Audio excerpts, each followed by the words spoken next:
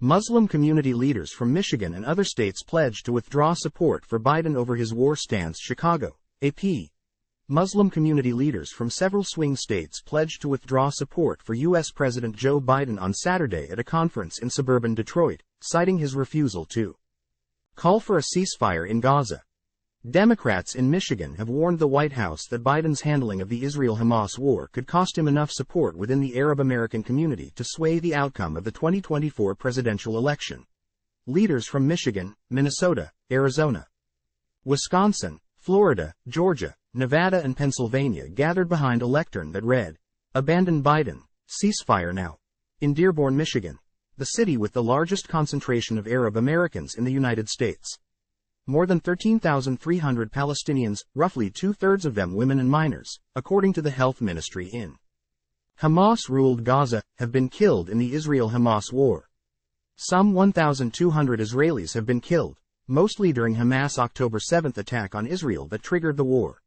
Biden's unwillingness to call for a ceasefire has damaged his relationship with the American Muslim community beyond repair, according to Minneapolis-based Jailani Hussein, who helped organize the conference. "Families and children are being wiped out with our tax dollars," Hussein said. "What we are witnessing today is the tragedy upon tragedy." Hussein, who is Muslim, told the Associated Press, "The anger in our community is beyond belief. One of the things that made us even more angry is the fact that most of us actually voted for President Biden. I even had one incident where a religious leader asked me, 'How do I get my 2020 ballot so I can destroy it?' he said." White House spokesperson Andrew Bates previously said the Biden administration has pushed for humanitarian pauses in the fighting to get humanitarian aid into Gaza, adding that, "Fighting against the poison of anti-Semitism and standing up for Israel's sovereign right to defend itself have always been core values for President Biden." Michigan, Wisconsin and Pennsylvania were critical components of the blue wall of states that Biden returned to the Democratic column, helping him win the White House in 2020.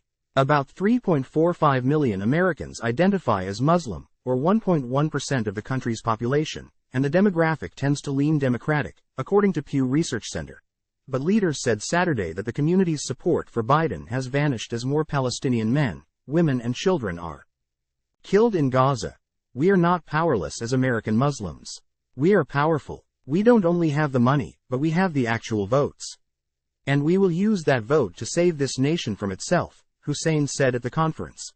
The Muslim community leader's condemnation of Biden does not indicate support for former President Donald Trump, the clear frontrunner in the Republican primary. Hussein clarified, "We don't have two options. We have many options, and we're going to exercise that," he said.